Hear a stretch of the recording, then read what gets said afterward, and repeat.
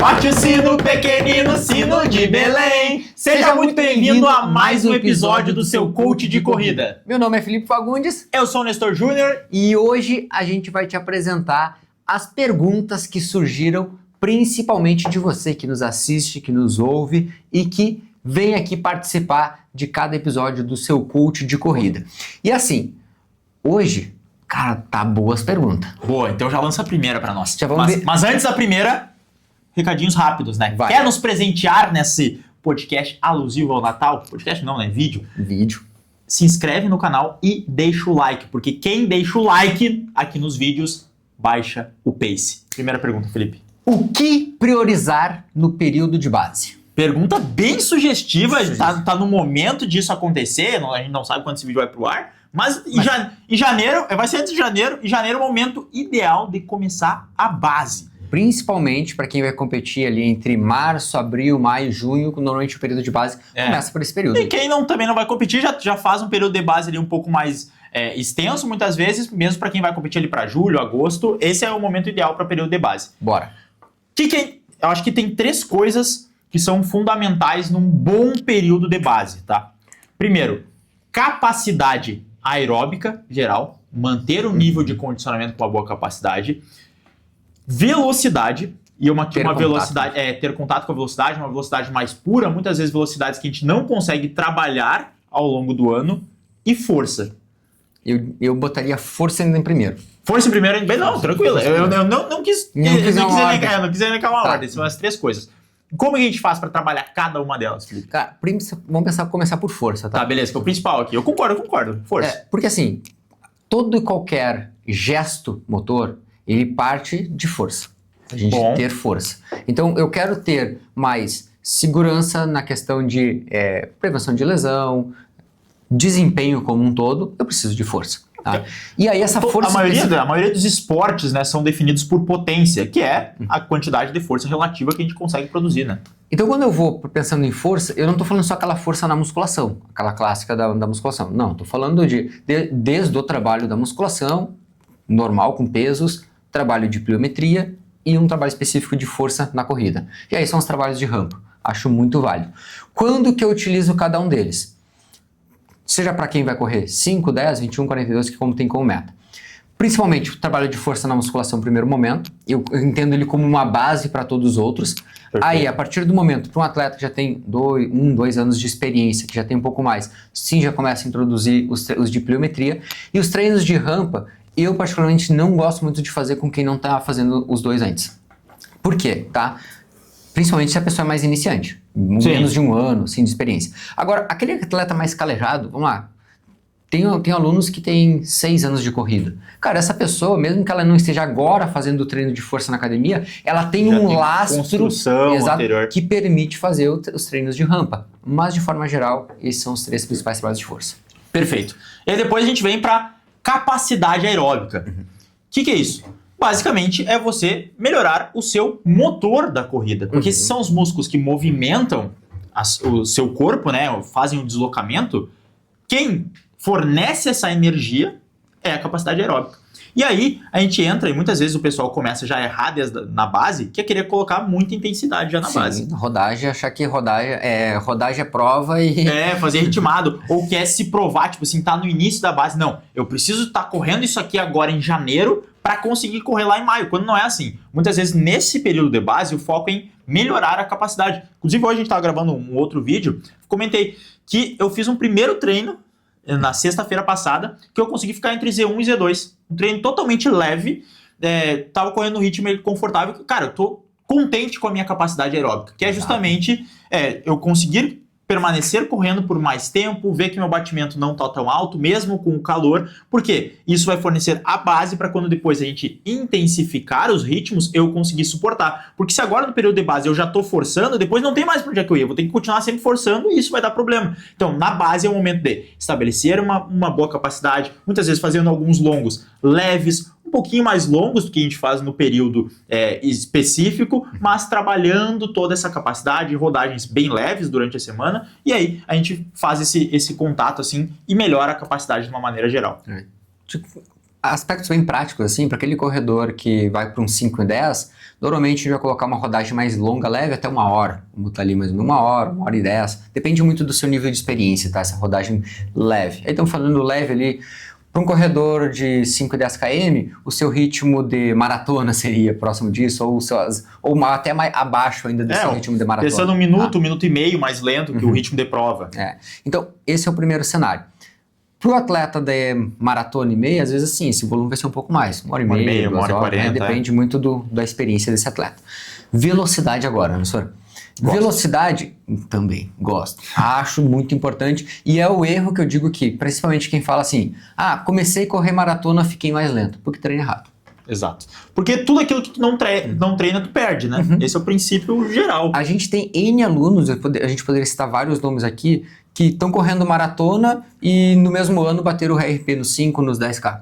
Não, e esse é um outro erro também que a galera esquece, porque muitas vezes na internet só fala, não, tem que rodar lento, só a base é só rodando lento e esquece da velocidade. Mas se você quer performar com velocidade nas suas provas, se você não trabalhar a velocidade agora, você não tem o que avançar depois. É preciso construir essa base que a gente chama. Então a gente tem a base aeróbica, a base de força e a base de velocidade. Esses três vão formar a base do nosso triângulo e conforme a gente avança no processo de treinamento, nós vamos melhorando cada uma mais, intensificando o aeróbico, muitas vezes diminuindo a velocidade para trabalhar nos ritmos específicos e a força também, ela acaba entrando para dar esse suporte. Então é muito interessante. E como é que a gente faz esses trabalhos aí, Felipe, de velocidade? Os trabalhos de velocidade, eu gosto muito de trabalho em pista, muito trabalho de 200, 300... Eu gosto de usar bastante esses tiros curtos também para trabalhar uma velocidade mais pura. E aí vai depender muito, aqui um detalhe importante, né? Vai depender muito da experiência do atleta. É mais difícil, né? Da gente falar para todos. Vamos lá, o corredor que corre uma meia para pace 6, às vezes o seu treino de velocidade pura dele vai ser até 100 metros.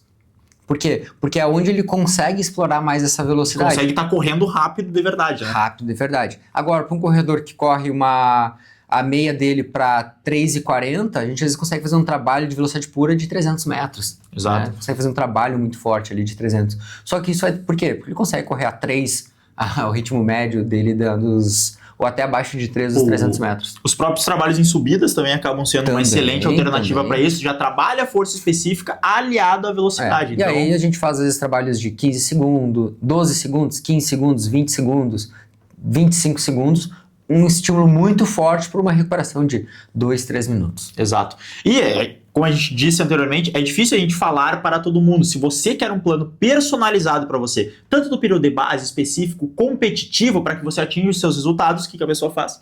Clica no link que tem na descrição e dá um próximo passo fundamental para usar o método Pro e não só usar. Você experimentar, conhecer e se tornar um aluno Pro Elite. Perfeito. Segunda pergunta, Felipe. Essa é específica para ti, né, senhor? Colocaram nos comentários assim, ó. Mas Nestor, é nossa, né? É nossa. Nestor, consegue passar 5 melhores exercícios de força específicos para a corrida, visando alta performance para quem treina 6 vezes a semana. Cara, foi quase um prompt no ChatGPT, né? Mas aqui a gente é melhor que o ChatGPT. Porque o ChatGPT ele só tem a teoria. Mas quem sabe o chat deles ele criou um agente de IA chamado Nestor. Pode ser, mas viajei, segue. Mas o Nestor de carne e osso, ele é muito melhor. Seguinte, ó. 5. O Felipe vai me ajudar aqui, né? Porque a gente tá os dois. Eu acho que o primeiro exercício específico, de força específica para corrida, é um que a gente já citou aqui. Treinos em subida. Muito bom. Eu acho que o mais específico possível não tem. Porque ele trabalha a tua força, trabalha a tua técnica de corrida, trabalha a forma como você se posiciona para correr, tanto o contato do pé do solo, a posição dos quadris, a posição dos ombros, o próprio abdômen ao fazer força para correr na subida. Então ele é muito específico. É claro que tem que ter um cuidado, você não vai ficar fazendo 5, 6 vezes de treinamento, é uma vez na semana, no máximo 2 se você for muito avançado, mas eu gosto de dar sempre uns 7 a 10 dias de descanso entre o treino de subida e outro, mas ele é o exercício de força específica melhor que tem assim, para corrida, porque ele consegue mimetizar a tua técnica de corrida, a própria corrida ali, então não tem melhor que esse. Perfeito. Vou para musculação, tá? Vou para a sala de musculação. Eu ia para a sala de musculação agora. Vamos para a sala de musculação para trazer uma visão do que a gente enxerga também dentro da musculação, outros 4 exercícios. O primeiro deles, eu vou te dar uma sugestão que é exercício unilateral, tá? Perfeito. Onde você trabalha a força e trabalha essa força de forma unilateral. Agachamento unilateral, um exemplo. Muito bom. Por quê? Quando a gente pensa no seu gesto de corrida, Você tem um momento de fase aérea e um momento de contato com o pé no solo. E esse contato com o pé no solo, ele é sempre de forma unilateral. Então pense que a corrida é uma sequência de saltos, né? E sequência de saltos unilaterais. Então quando você faz o exercício de unilateral, um agachamento unilateral, você está trabalhando além da força, estabilidade, controle postural, controle do core e do tronco como um todo, e com isso fazendo o trabalho de força que é muito específico e muito importante. Então todo esse somatório de ações que você está fazendo ali é fundamental. Agora, claro que existe uma progressão. Você fazer a primeira vez um agachamento unilateral sem o banco, provavelmente você vai descer, não vai conseguir nem subir. Talvez não consiga nem equilibrar descendo. Nem equilibrar. Muito menos colocar peso externo. Vai ser, às vezes, muitas vezes só o peso do seu corpo. Mas começar com caixote, aí agacha até próximo de 90 graus, depois baixa a altura do caixote, vai adicionando carga. Hoje, por exemplo, tem diversos alunos que eu atendo, inclusive de personal, nos alunos de musculação. Cara, a gente agacha ele abaixo de 90 graus, segurando 10, 15 quilos, agachando homens, mulheres, enfim. Por quê? Porque a gente fez uma progressão de força muito importante. Mas isso sempre é um detalhe interessante, assim. Eu gostei. É que a pergunta é força específica, né? Mas eu acho que antes de partir para força específica, é preciso desenvolver a força geral também. E aí, muitas vezes, que a galera quer pular direto para o específico. Mas se não tiver um geral bem desenvolvido, que inclusive casa muito bem com a pergunta de antes, né? Claro. Do período de base. Se não tiver a fundação bem desenvolvida, tu não vai progredir tão bem nos específicos. Então, eu acho que 2 exercícios, assim, para construir força geral muito interessantes é o próprio agachamento bilateral, né? E o levantamento terra. Se tu tiver bons pesos nele, tu conseguir levantar bons pesos nesses 2 exercícios, tu vai conseguir partir para os específicos que a gente já falou, treino de subida e o próprio agachamento unilateral. Um outro exercício que eu gosto muito, é específico para corrida, e ele é bem interessante, é o RDL, né? O Romanian Deadlift unilateral. Por quê? Tu vai trabalhar base unilateral, uma leve flexão do joelho, dá para pesquisar aí qual que é esse exercício, estabilizadores vão estar bem exigido, vai exigir muito da tua posterior de coxa. Até pela posição que você fica, tem que equilibrar a barra, né? Exato, vai exigir do glúteo, vai exigir da lombar, a própria questão da pegada na mão, posição das costas. Então é um exercício excelente para trabalhar toda a cadeia posterior, pega a panturrilha, trabalha tendões. Então, olha, esse eu acho que tem que estar no teu treino em algum momento, tá? E cadeia posterior é uma das aspectos muitas vezes negligenciado na corrida e que tem um papel muito importante, seja no seu desempenho como também na prevenção de lesão.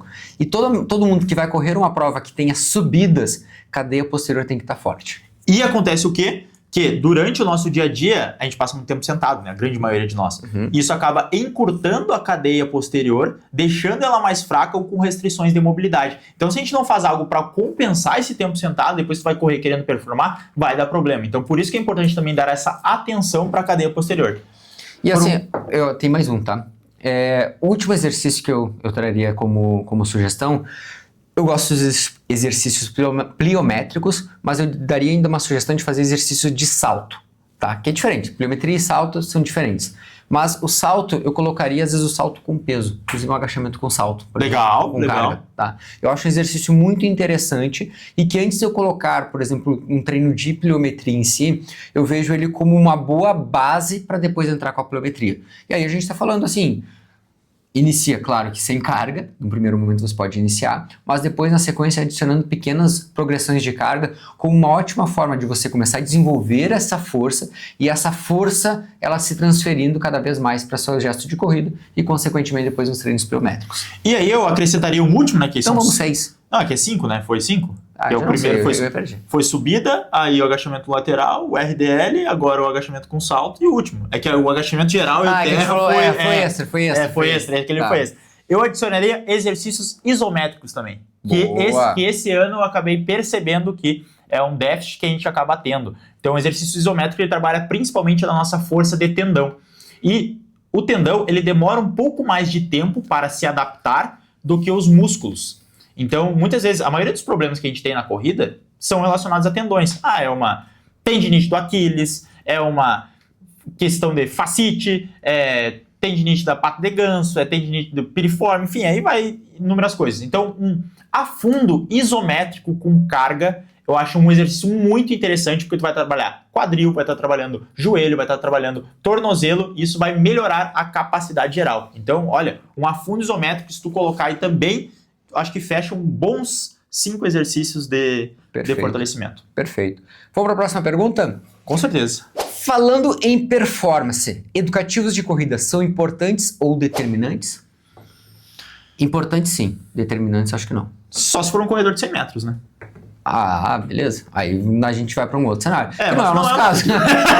que não é o caso também. Quem tá olhando, a gente fala aqui com um corredor de rua. O cara de 100 metros vai pro canal, sei lá, um canal que fale sobre corredores de velocidade. É difícil. É mais difícil. Mais né? gringo, acho que tem. Pode ser.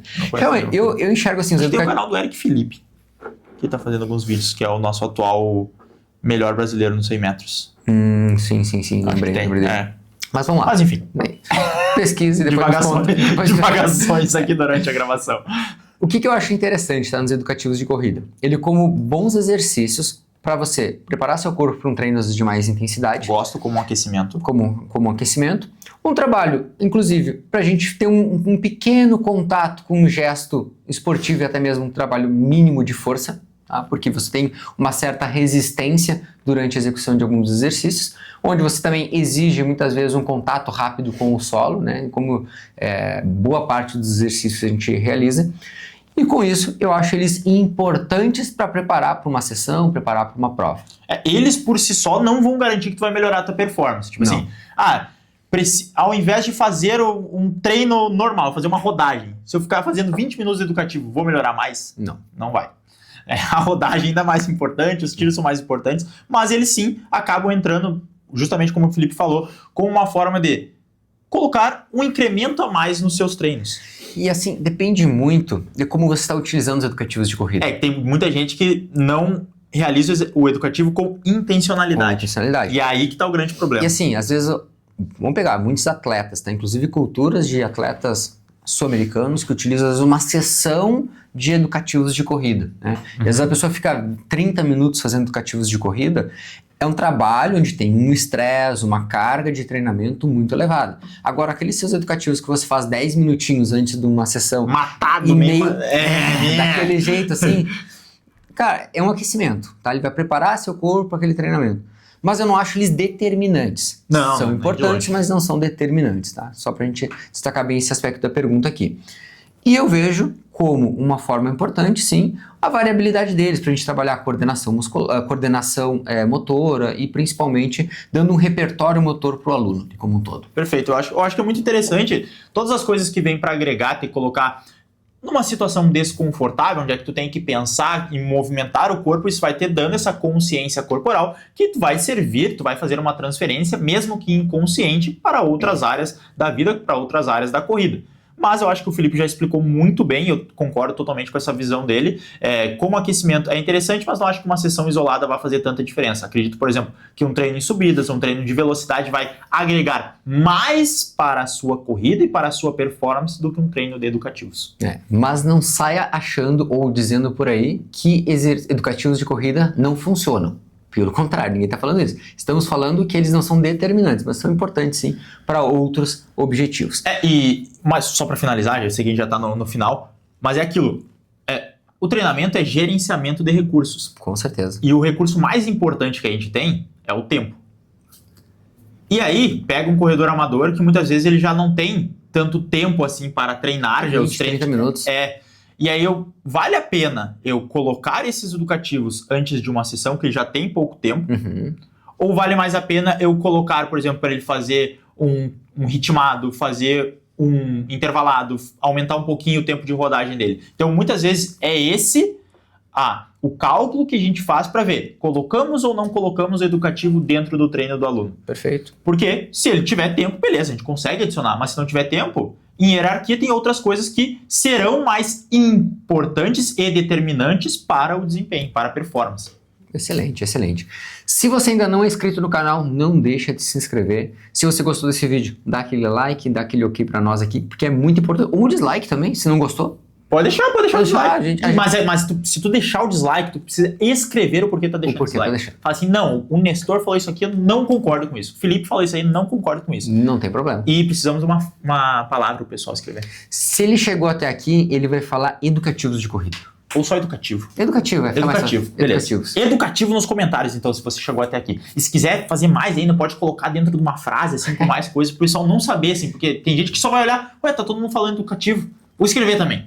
Mas aí pra você, já mascar ali o educativo fica ainda melhor. O código do... O código. Pegou o código?